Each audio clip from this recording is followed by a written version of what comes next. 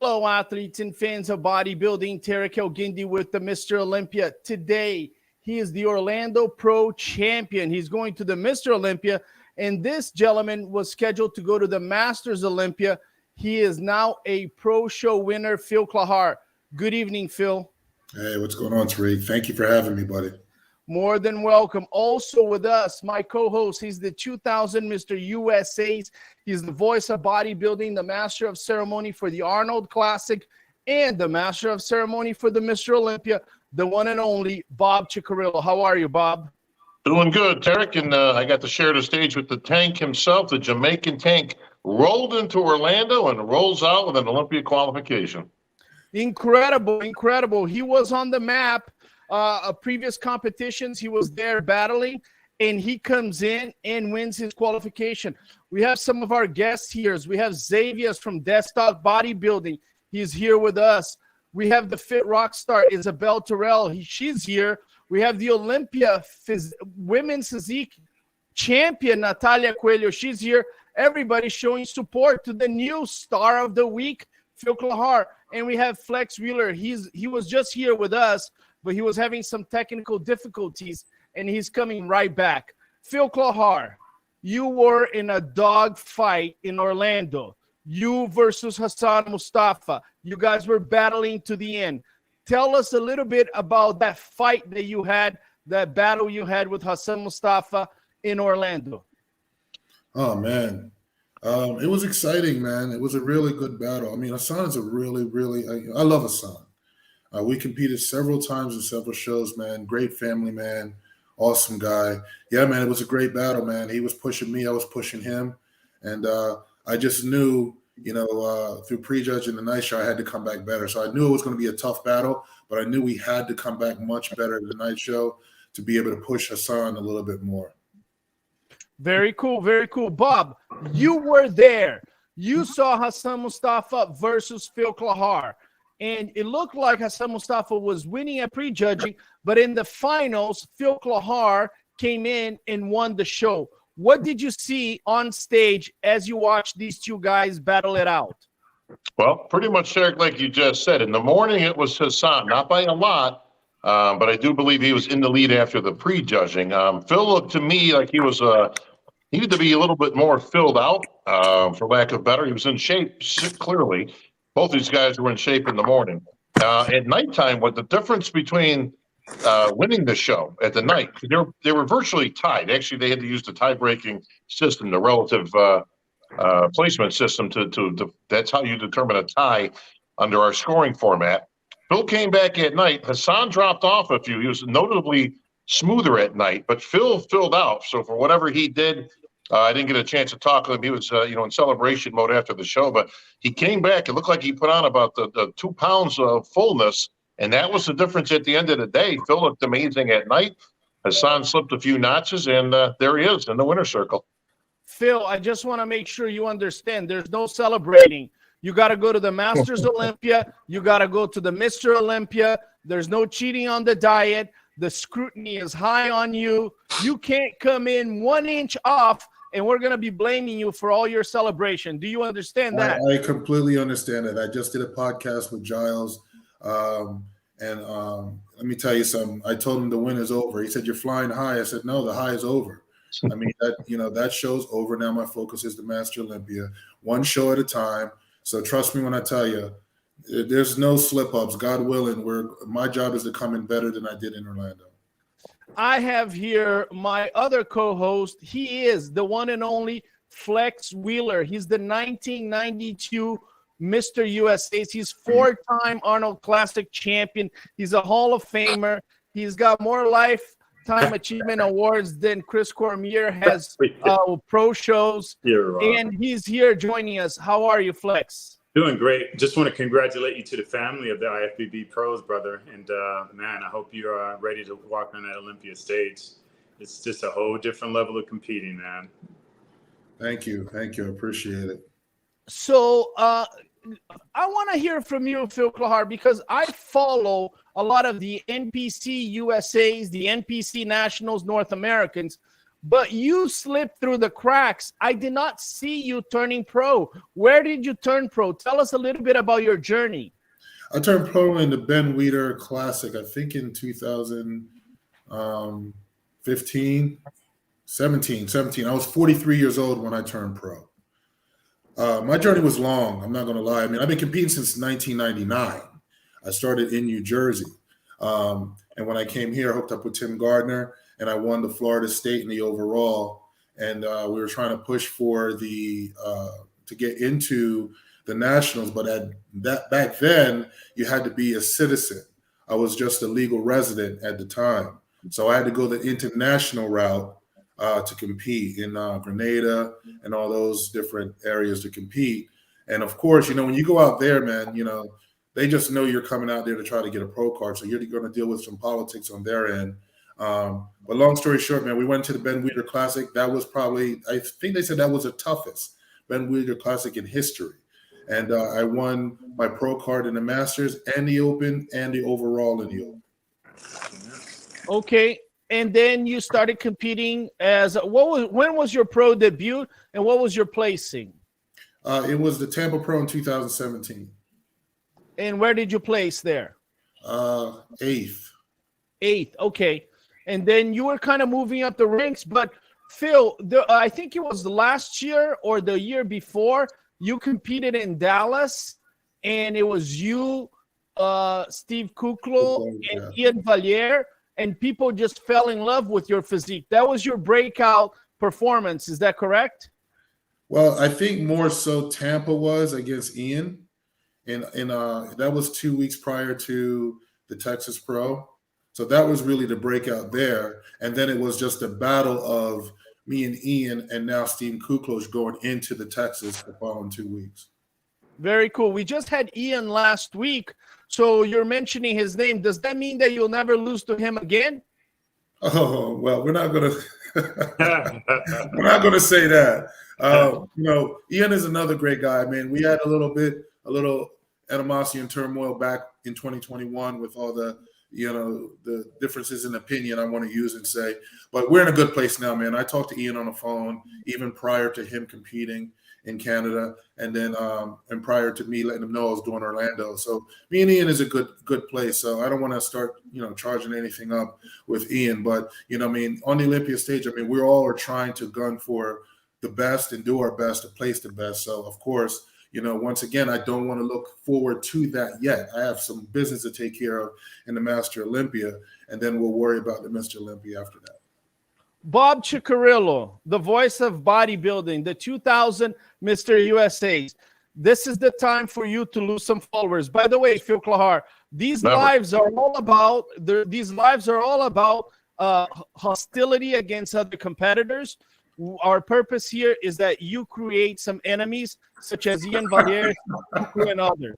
But I'll start off with Bob, since he's used to losing followers. Bob, with the victory in Orlando, Phil Clahar, does he become the favorite to win the Masters Olympia, or you're not quite ready to say that because in the back of your mind you have Josh Lenartowicz, Kamal Elgarni, or maybe some other competitor? Well, certainly Phil's put himself up there as a legitimate contender. We got to give him that, and that's fantastic.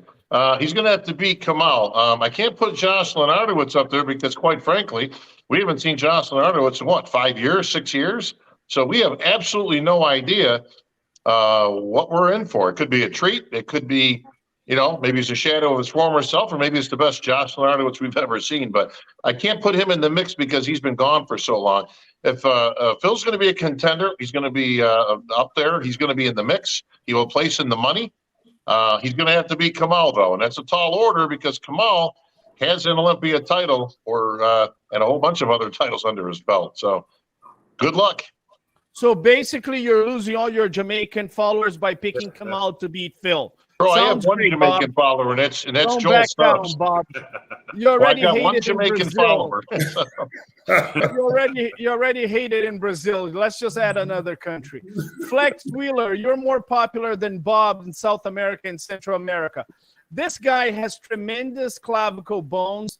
He's got great structure. He's wide. It looks like he's a big bodybuilder, and he can overpower Kamau Elgarni at the Masters USAs. Is that how you see it, Flex? Yes or Yeah, no? definitely. I definitely do.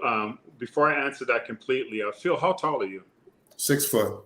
Yeah, that's a lot of beef. Like you said, really wide collaterals, wide, great shoulders, great chest, legs even match that at your height and everything like that. Brother, I wouldn't worry about nobody else.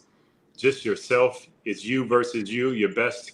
And don't let none of that other stuff get into your head, man. You're the big man coming into the show. Like Bob used to always say, what have you done lately? So what you've done lately is put yourself in this conversation and a part of this podcast right now. So I would take all that heat that you got going on and throw it on the fire, bro, and just come in dialed in and let the chips fall where they may. But great big guy, a lot of freaking muscle. And, if you allow me to say, you still got a lot of condition you can pull out of yourself. Yes. This isn't the best that I can see that you can be. So as you're dialing that in, you're going to be hell to deal with, son. That's a lot of beef on a big frame and a wide collateral. Now, Phil Klahar, you won Orlando, but do you think this was your best performance, or you had a better showing at Tampa or Texas a couple of years before? I think the Texas conditioning was very, very sharp. But I get better as I go on. So you got to look at it. Even that year, I competed 3 times. Chicago, that year I took 8th. I got completely overlooked. And then I came into Tampa better, and then I came into Texas crazy. So as time goes, I tend to get very better, but I am definitely not pleased. I know I can be 100% much tighter and much better. So that I do agree upon and agree with what Flex said. Now, Phil, do you think that if you had more legs that your body would flow better? Because it looks like you have massive upper body and maybe you could have a little bit more legs. Do you agree with my statement or you disagree? Well, my legs have grown since last year. If you match up my legs compared to last year, my legs were much smaller. I was just smaller body, but I was about 240, 248 last year in size. Right here, I'm 260 pounds. So my legs did come up because I was told to that by the judges. They did come up a lot.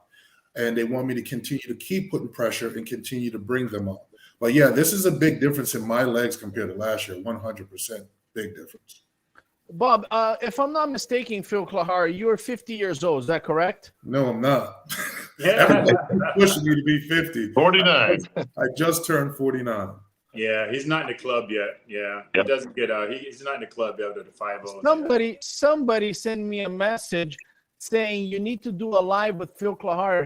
He's 50 years old and he just won the Orlando show. I said, yes, but I didn't know you were 49. My deepest apologies, Phil. I'll tell you what club he is in, Tarek, and that is he's in some elite company because if my memory serves, I believe, and somebody will correct me on this in record time, I think the oldest guy to ever win an Open Pro show was Albert Beckles. Now, there was 2 shows of note. One, the 85 NOC where he beats Rich Gaspari, and I think he's 47 there. Now, I say I think because there's been speculation for years that we don't really know Albert's age. There's been a couple of ages that have been thrown around over the years, but if I go by what's listed, that makes him 47 at the NOC, but in 91, he wins the Niagara Falls Pro at 53. Yeah, and look crazy. Oh, yeah. Yeah, I'm with you, Bob, on that. I think he's always lied about his age. I think he's a lot older than he is. I don't know why people do that because I think that's a testament to a true athlete.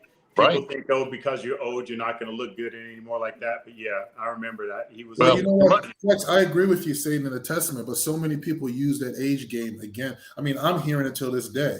Phil looked great, but he's 49. How did he win the Orlando? And you know what I mean? Where it should be a testament saying, hey, this guy's been around for a long time. It shows really good for bodybuilding in general with health and so forth and so on, pushing this long. But some people do twist it for a negative. That don't bother me because that just charges me to continue to do better. But just because you have an opinion don't mean it's right. And you say it should be a testament, I'll correct you. It is a testament. Don't listen to idiots. Like Jay-Z said, don't argue with a fool from a distance because people can't tell who's who. So forget about all that nonsense. It is 100% a testament, and you're part of that testament. So don't fall in that. Same thing, Bob. Back in our days, the guys would lie about their height. I mean, their weight, saying they're a lot heavier. To me, I always thought it was embarrassing. It was like, really, you weigh that much, and that's all you got? I know, right? I lie all the time about my weight. If I told you guys my true weight, Jim Mannion would expel me from the judging panel. Jake would fire me from the Olympia. I lie all the time about my weight. Let's all guess. Tarek, I'm guessing 240. I'm right now 235 pounds. I'm clocking in with about 21% saturated fat.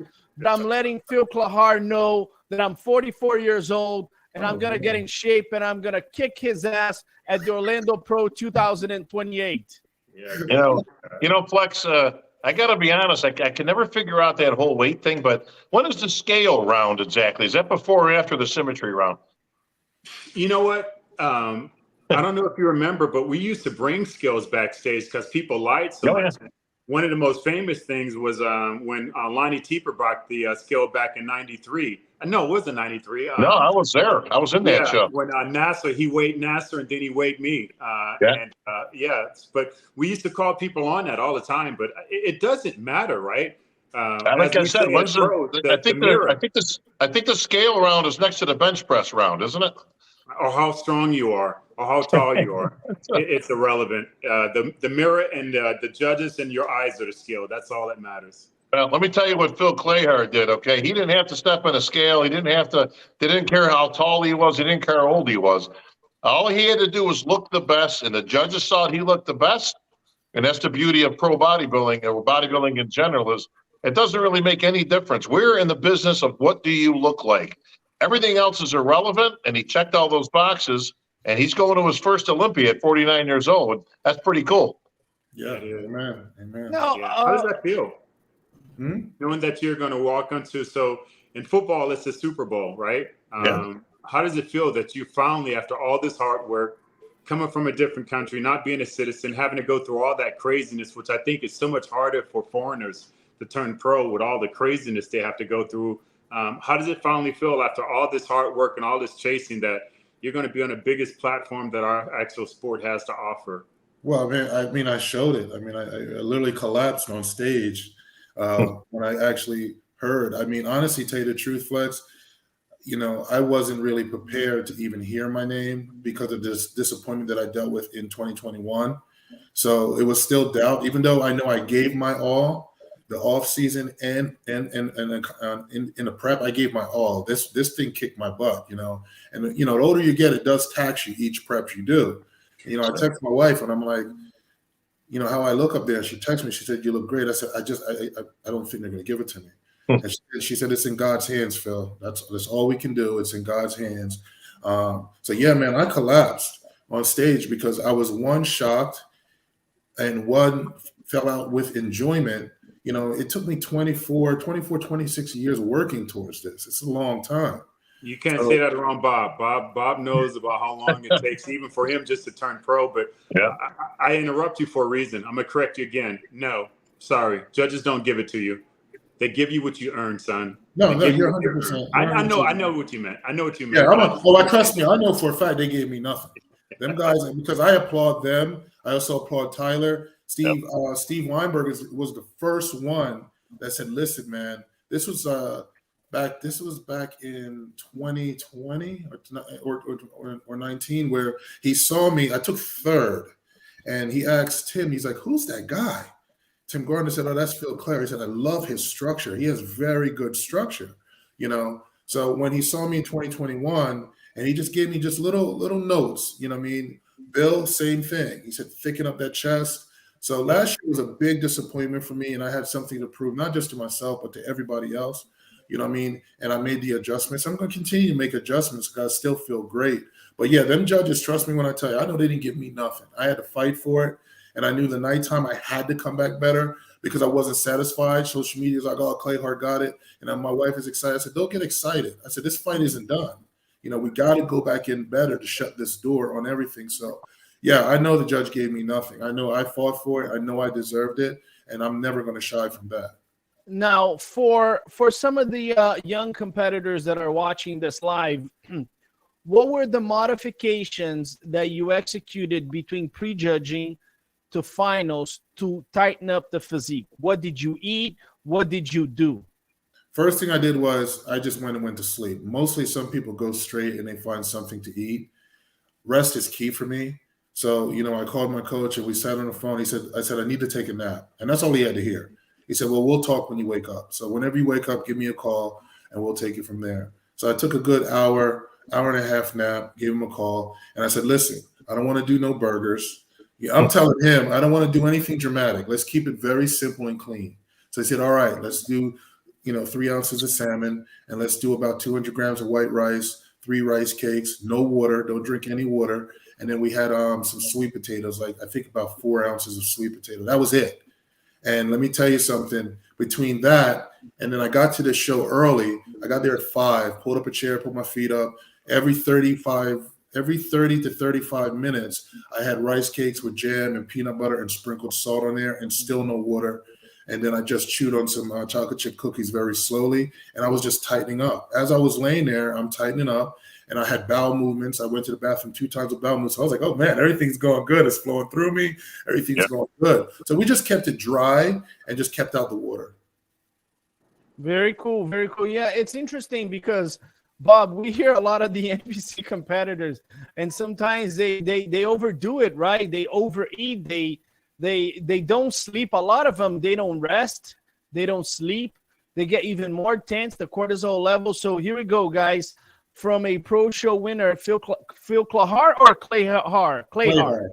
Phil Clay Hart, this is his experience in making the modifications between prejudging and finals. Now, Bob, Yes. you were there. You called his name. The excitement was real. Not only there, but a lot of people that were watching on the internet, they were happy this guy won. Well, I mean, listen, if you were there, I mean, you had a battle. I mean, these guys, when you say they were tied, I'm telling you, they were tied. They're dead nuts tied, okay, going into tonight. And if Phil didn't do, now, again, another PSA to everybody watching, pros or amateurs, Phil just gave everybody the blueprint. He just told you the secret, okay, that all the pros, what do the pros do? What do you guys do? What do they think? What's going on? Listen, he just told you exactly, word for word, what he did. He rested. He didn't do anything stupid. He didn't junk himself out with garbage and burgers. And let me tell you something, Phil. That was the difference. If you did any of that stuff, I'm going to tell you right now, you would have lost this show. Yes. It was that close. You had to come back fuller and tighter, and you absolutely did. It didn't hurt your cause. That Hassan actually came back softer. Now, for those looking at all the conspiracies and everything else, I always love talking about this. Tarek, I know you're a little handcuffed because you're not going to critique another judge's decisions and stuff being in the position you're in. But I can, and I'll tell you guys right now, what is the difference? Why did Phil Clay Hart beat Hassan? And I'm going to tell you guys why. Right off the bat, always tell everybody, okay? Symmetry, proportion, and shape. It's the first thing the judges are looking for when these pros walk on stage.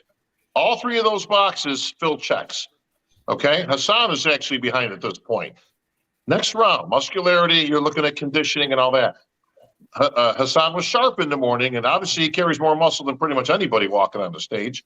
Okay? And even you could see Phil acknowledging because this guy's one thick mofo up there. Okay? That's where he kind of takes a little bit of the lead, and Phil isn't filled out as much as he should be, okay? Now we come into the night show. Well, Hassan does not have the kind of physique that he can be off, okay? He's fire hydrant-like, he's very up and down, doesn't have a lot of V-taper, doesn't have an X-frame. He's short, he's thick, and he's round. He's got a lot of muscle. But if he's not in condition, he looks pudgy and soft. And that's what happened. And Phil came back a little bit sharper. So to all those people out there with all this crap, that I'm reading, Oh, they don't like him because he's a Muslim. Oh, they don't. What do they got against Hassan? What are you guys even talking about? I mean, we don't like a Muslim. You forgot about how about Big Ramy? How about? I mean, we've got I don't know your current Mr. Olympia, right? It's over in Iran. But listen, these judges don't look at that kind of dumb crap. They're looking at physiques. But if you're looking at a play-by-play of why does Phil Clayhart beat Hassan, I'm telling you guys, okay, the first 3 boxes are checked. They belong to Phil. The next 2 belong to Hassan, okay, and 3 ultimately, when we got to the night show, that's where it got decided. So, end of story, everybody. So And it also shows that the judges are judging at night, where a lot of people say it's over during prejudging. You can make a difference if you make a change. Oh, yeah. So I had the opportunity to judge Hassan Mustafa one of the first times. I judged most of the shows in the West Coast, and I had the opportunity of judging him. And I think, Bob, you were there too. It was during COVID. We had the California State in Las Vegas, remember? That's right, yeah. The lighting was not very good, and Hassan Mustafa was there. And I think it was Antoine Vaillant that won that show. That's and right. Hassan Mustafa showed up on stage, and it was so much muscle. It was so impressive, but he wasn't conditioned. And then last year, because he got in great condition, he was able to win 2 shows. One of the things about Hassan Mustafa that I would love to help him, and I've spoken to him, his wife is very sweet. She translates this. Yeah. Hassan Mustafa has monster legs. He reminds me of Mustafa Muhammad. Remember Mustafa Muhammad? I do Very remember. much. Yes. Yeah. He also had huge legs. He has these massive legs, but his clavicle bones are narrow. So that exposes even more the narrow clavicle bones, the massive legs. He not only needs to come in condition, but he also needs to pose wider. And if he's going to face guys like Phil Clayhart, like Ian Valliere, who are extremely wide on top, they are going to expose him. And he needs to, maybe not outpose them, but he needs to pose wide on top. He needs to pose wide on top. Yeah, listen, Derek, I mean, if I'm giving advices out there, again, if Mrs. Hassan is watching, all right, and these are good people, like Phil says, this is nothing personal. We're talking about bodybuilding. We're talking about the business of bodybuilding and the sport. Hassan, I heard he came in, he was 6 pounds heavier than last year, okay? This is a huge mistake. This is a guy who needs to streamline his physique, okay, not come in bigger. So, yes, he doesn't need 1 more ounce of muscle on his physique. He'd have been better off taking 2 inches off his waist than putting on 5 pounds of muscle with his structure. If you're 6 foot tall like Phil Clayhart, you can put on all the muscle you want, okay? He's got no chance of getting, quote, too big. But Hassan is already tapped out when it comes to the business of having muscle. I hate to say this, Flex, because it's bodybuilding blasphemy, but he's actually too big.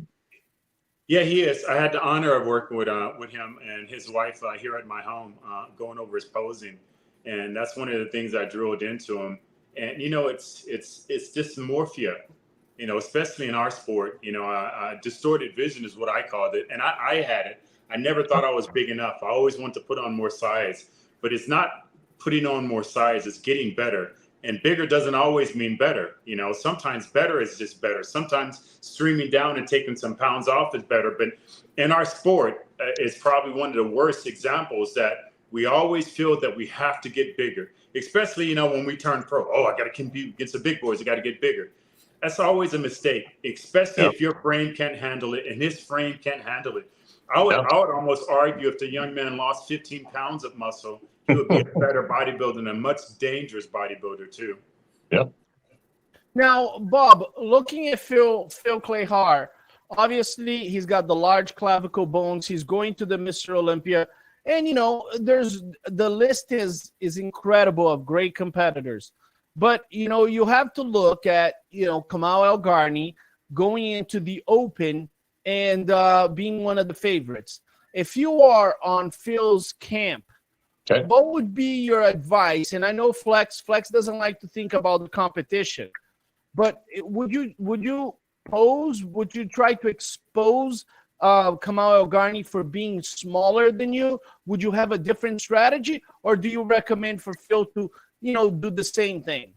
Okay, so we're talking Masters Olympia. Now, to me, Phil, this is your Olympia. Okay, I know you're going to go to the Olympia, but the Masters Olympia is your show. This is where you can shine. You have a legitimate shot to take this title. Okay, I don't think Phil's under any notion that he's going to get to the Olympia and be challenging the top 3 guys, and it's of no disrespect to you, of course, Phil. But the Masters Olympia, this is it, bro. Okay. Now, he is going to expose Kamal for being small because Phil is 6 foot tall with wide shoulders and a very good physique in terms of proportion, shape, and symmetry. He's going to expose everybody out there. Okay. What he's got to hope for is that Kamal comes in a little bit off, or that he just overpowers him so much and Phil comes in dead on. If Phil comes in 5% better than what we just saw in Orlando, he's going to be hard to beat. And I say that meaning I don't care what Kamal shows up as, because Phil's bigger, taller, wider, has a better X-frame. Kamal is excellent. He's very good. He's won some shows. He's obviously been an Olympia champion, but he's a little up and down. And not a lot different than Mustafa in terms of his overall shape. He doesn't flare a lot. He doesn't have a big X-frame. He doesn't have a big V-taper. But Phil does. So, Phil, you come in, put your eggs into this basket, brother. This is your time to shine. When we get to the big Olympia in Orlando, bro, I know that's going to be a lifetime achievement for you, and congratulations in advance. And then whatever happens, happens. Listen, Phil can still take a few people out there sleeping on the Olympia stage itself, but Masters Olympia, put those eggs into that basket, bro. I totally agree. Flex Wheeler, quick question for you. Obviously, there's a lot we can do in terms of conditioning. There's a lot we can do in terms of posing. His legs are coming up from, previous performances.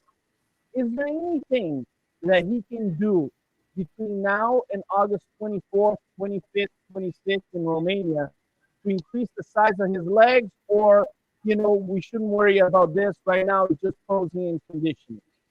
Yeah, so here's something that trumps size: condition, right? So if you bring your legs even more conditioned, they separate more and then they actually look bigger. Can you put more size in your legs from now to then? No, absolutely not. And at your age, I would almost argue it's going to be so difficult at your age, right? Is it impossible? No. Is it going to be difficult? Yeah. But what you do have power to do is change your condition, which changes your entire physique. That's what I would focus on. It appears that you're on the right path. You're getting better and better. And as you just said, and you told all of us, you put on more size and even your legs. So as far as that overall, don't change a goddamn thing. Don't think, oh, it's Olympia, I got to go and do this, or I got to change this. Man, forget about that. Stick with what got you here, right? Run that same camp, same coach. I don't give a damn who comes up to you. I'm the so-and-so. Stay with the guys who ran you there, right? They believe in you. You don't got to do anything else. Just get better condition. Once a guy wins a pro show, then the coaches come, right? Bill Belichick comes, Phil Jackson comes, Lombardi comes. Every single coach in the world is going to come to you now, Phil. Well, loyalty is key with me. So I'm 100%. See, Flex has given me so many wide words, even in Boston, I remember. Yeah, when I sat down with you, everything you said to me, man, sunk in. Everything was saying. He was like, you're a professional. And professionals make money. If you know that you're going to do this and you're losing money, you might want to think about trying to do something else. Like all that stuff just pushed me in my 7 months of off-season training. And I love you and respect you and honor you for that. And I thank you. Thank you, brother. Thank you. Some of us, I know Bob's the same way. We just love the sport. Here we are retired and old, and we can still make money off this sport. So I just want to give everybody the opportunity I have to be able to take care of their family and live a good lifestyle off of this sport. So the changes you made from then to now is just phenomenal. And like I said, man, just keep doing what you're doing. I mean, so many times we think we need to change something or make something better. You're getting better. Just stay there. Continue doing what you're doing. Like I said, my biggest thing is conditioning. And from looking at you, I can tell there's so much more conditioning that you can have. And that's going to make you look bigger also. That's going to make you look a lot bigger. Those lights are going to bounce off of you. That width and those light collaterals you have and that great V taper, it's only going to look so much better. So don't go try to do nothing crazy as far as putting on more thighs in their legs. You're going to possibly injure yourself, and then you're going to be pissed like, damn, I was good enough. I wish I looked like that. I should have never listened to Tariq. Don't listen to Tarek. Tarek likes to start crap. That's Tarek's number one job, to start crap. I'm here to cause animosity between you and the other competitors, Phil. But I want to give credit to your coach. Who's your coach? Blue Taylor. Blue Taylor. Blue Taylor is a national champion. And actually, when he turned pro, he was wearing blue trunks. I remember that. Well, let me interject on that one for a minute. I don't know what your protocol is, Phil. I don't know what your coach has working, but I can tell from this show and other shows I've seen you in. I think, in my opinion, I almost think you need to grow into the show, kind of like a Levrone type of thing, where you have to go into a show on the upswing rather than people that have to bring it down for a show. And it seems to be like that your physique responds to that. And if you can hit that stride, like Flex is saying, you can actually be in better conditioning but be fuller. You're going to be hard to beat at that Masters zone. That's the game plan. Yeah, a lot of people, go ahead, Bob. I was just going to say, does your physique respond like that, Phil? Because it seems to. It responds as I go, I get better. That's what it does. But, you know what I mean? I have to be the place I'm at now compared to last year and even several years. I'm just in a better place mentally, physically, and spiritually now. And everything was just firing on all cylinders. And like I'm 100% what Flex says, I'm not going to try to change anything. My job is to come in tighter. Yeah. That's it. You know what I mean? I don't want no injuries. I don't want to try to, whatever got me here is what I'm going to stick to. Just get tighter and tighter. That's just my game plan. And Phil, a lot of people are you're from Jamaica, and Sean Roden was also Jamaican, Yes. correct? Yes. And they kind of connect you both. Did you get a chance to meet Sean Roden? Did you have a relationship with him? I met Sean Roden at the 2021 Olympia. Had a long talk with him. Oh man, that we spoke for about 15, 20 minutes, and he was just praising me with the level of condition that I brought. And he said, man, I tell them about the Jamaicans, man. It's a Jamaican blood, and we were supposed to get together and train that following weekend, 2 weeks prior to the incident. And it hit me because I'm at work and it pops up on my phone. I'm like, this can't be true. I just spoke to the guy and we're supposed to train together, So yeah, that hit me really bad, and he motivated me. And last year I was really, really, really, really disappointed in myself because I was dedicating all my shows last year to Sean, and I failed myself, and I believe I failed him, and I failed my family. And this year, man, when we decided I never took a long off season. My off season only went about 2 months. This was the first time I actually did 7 months of letting my body heal, rest, and repair itself. And then when in Orlando, that's why I hit that double bicep with a twist. That was really catered towards Sean Roden. Well, you didn't let him down. Yeah. Don't. I don't want to be all spiritual with you, but don't let the dark one put that beat crap in your head. You didn't let him down. Sean's a true champion. He knows its ups and downs. A champion is defined by adversity, not by winning. When you win, everybody wants you. The money's coming in. You're happy. It's going through adversity. That's proves who's a real champion, and you've proven yourself like that. So, no, you're honoring Sean, not dishonoring. Don't even think that, and I don't want to ever hear you say that again. I have to agree. Yeah, Sean Roden is very proud of you. I had a chance to meet Sean Roden for the first time in 2009, and I think he's very proud that you're carrying the Jamaican flag, and you're going to be at the Mr. Olympia, same stage where he won. So you can use that opportunity in your posing routine to honor him, hit a pose, do that angle there. And all of us will know exactly what you're trying to communicate. But I'm sure he's very proud of you. And you're representing Jamaica. How does it feel? Because the entire country of Jamaica right now is behind you, right? Yeah, man. Jamaica's so tough. They're going through it. Up there with just up and coming bodybuilders, it's just tough. Jamaica, these smaller countries is just very, very tough. So anything I can do to give back to Jamaica, to anyone. It's not just Jamaica, man. I mean, there's kids here that look up to me. Older people look up to me. Younger people look up to me. People tell me that I'm the reason why they even work out, because they're barely walking. They live through me. And that's what to me, this is my purpose from God, to give back through bodybuilding. So this is why I'm busting my butt. Next year is going to be my last year. I'll be 50, and I'm going to end, I want to end on a very high note this year, and then coming next year, come in Orlando, defend that title, and just give everything I got in these next year and a half. But yeah, this is my purpose, my passion. I love it. I'm always going to be a bodybuilder no matter what. But, my goals have been met. Like I told you at Orlando, it was to get my pro card. I asked God for that. It took some time, but he does things on his time. And then it was to get onto the Olympia stage. Those are now met. So now, I just now want to have fun and just show that I can be better each time I step on that stage.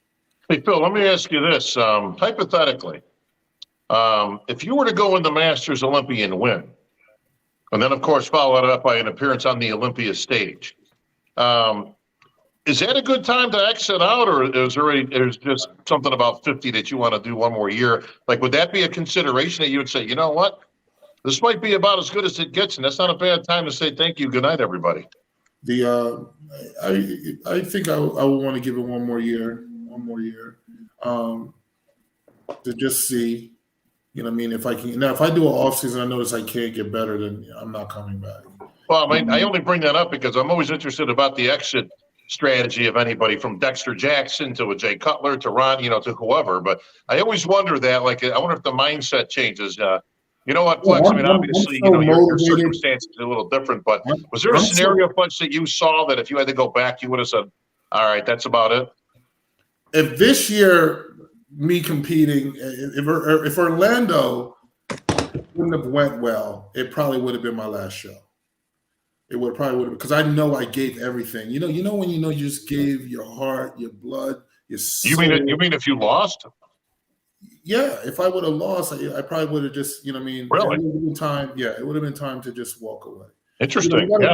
You got to look. Listen, I have a business, and my business does very well. Bodybuilding is not what I'm using for business. It's actually a sport that I love doing. And I have a passion for it, and I do enjoy doing it. That's why I stuck around this long. Sure. But as you get older, you got to remember, I got 12 grandkids, so I want to stick around. And so, wow. Regardless, next year is, next year, at the end of next year, it's done regardless. I don't care if I won three pro shows next year. I just want to stick around for my grandkids and live the life I need to live. Phil, if you don't mind me asking, what is your business? What's your real job? I'm a fitness specialist. I own my business. I train people. I also coach people, but I keep my coaching really low. Right. I train people of all ages. And I'm doing very well, very, very well. So nice, brother. What's your address so I can come send some of my homies over there to what was that? Out there, relieve you of some of that money. I'm just playing. Hey, I will say one thing. I understand what you're saying, and you have a goal in mind. You want to achieve that. But like Bob said, it might be different. We only can answer a question based on the knowledge we have at that time. Right. So I agree with Bob. That's going to be very interesting, bro. That's going to be a high you haven't never felt. So keep room that might change your whole perspective. You know what I'm saying? Just keep a wide mind open. But I hear what you're saying. But what Bob is saying is, that's an overwhelming feeling that you have not yet felt yet. So your mind could be like, you know what? I did want to go out on top. And even if I go and defend my title, this is the biggest it gets right now. That's an if, you know what I mean? Okay. So, but just keep a wide mind open, because I guarantee you will feel different. It might amp you to like, damn, I can get down another year. Or it might drain you so much that like, wow, yeah, let me go ahead and bounce. So keep an open mind. Flex, let me ask you, if you had to go back, is there an exit strategy you would have done differently? Is there a time that you look back now and you go, you know what? That would have been the time to have said goodbye. Yeah, you know what? Unfortunately, I didn't get there yet because, I felt that I achieved one of my best ever in '99 at the English Grand Prix. And then, it didn't go well because I started getting sick. So I still was like in a developing stage that I thought I had more in the tank. And when I got sick, that just changed everything. And it actually changed my Right. ability to compete. So I wasn't even looking at an exit strategy. I mean, look at Ronnie. Ronnie existed a lot longer after I left. I was looking at, I had at least that much time that they did. So I wasn't even thinking about it. I was still thinking about, I got third gear to get into. I'm only in second gear right now. You know, I always like an idea when like I think Ronnie hung on one show too long. Mhm. You know, Jay, I think honestly hung on Yeah. one show too long. Like to me, the perfect scenario is you get to write your own story, right? You get to Yeah. say, I'm out of here. Great job. And hey, man, that's about as good as it's going to get. And we Yeah. don't see that a lot. We don't see a lot of people that write their own ticket off. You know, I like to, Lee Haney. just don't see it. Yeah, Lee Haney. We haven't seen that in years. 21. And you know what, Bob? I think because we're extreme athletes. You look at somebody great like Muhammad Ali, you have that belief. You still have it until somebody comes along and proves you don't. You know, you still believe that. You know, you look at every great athlete. Look at the great Michael Jordan. You know, he came back after going to baseball. He thought he had game in baseball, and he's like, "Nah, this game didn't change. You ain't no good in baseball." And then when he came back to basketball, you had Kobe. You know, the younger version of him. So it's just when you're I think when you're at such a high level, you just believe in yourself so much that you got more in the tank, and it takes that younger version lion coming up to show you like, hey, you might want to bounce right now. You know. Yeah. So, you know, the crazy part is, honestly, to tell you the truth, you know, it's nuts when I can see myself getting better. You know what I mean? It's kind of hard for me to say, oh, well, like, you know what I mean? I wasn't really expecting, even though I know I put the work in, at 38 going into 49, that I'm actually getting better as I get older. You know what I mean? It's crazy that it's work and able to still put on size, which normally doesn't happen. So that's why I told myself, you know what I mean, if it's possible, even on a high or whatever with the Master Sure. Olympia, whatever the case may be, I will see on my next off season if I still have it. If I don't, there's no coming back. You know what I mean? But right now, until I hear that man above say, which he'll I know for a fact, because I told Patty that this year was probably a couple of years ago was going to be my last year, and look what happened. You know what I mean? So when the man above says it's time, you know what I mean? It's Hey, time. Phil, let me ask you this, Phil. So obviously, whatever happens at the Masters, let's just say you win it and you go to the Mr. Olympia in Orlando. What's a win for Phil Clayhar on the Olympia stage? If I could place 11th or 10th or even 9th place, I'm happy. I'm not, you know what I mean? I'm a realist. I'm not looking to be, you know what I mean? I could just 11th, 9th, or 10th. I'm freaking happy. That's a win, a big one. You know what I I mean? So because probably my big thing is 95% of the bodybuilders who compete in bodybuilding around the world never make it even to the Olympia stage. So it's a win that you actually made it at your age. Amen. That's a win. Because Bob might know better. You know, Tarek might even know better than that. At least 99% of the athletes who compete in our sport never even make it to the Olympia stage, not alone turn pro, you know. Very true. Well, most of them don't turn pro. Most of them to compete, you know, they compete and they get a result in the NPC, which is not favorable. I would say about 80% of them stop competing, and then you have 20% that continue.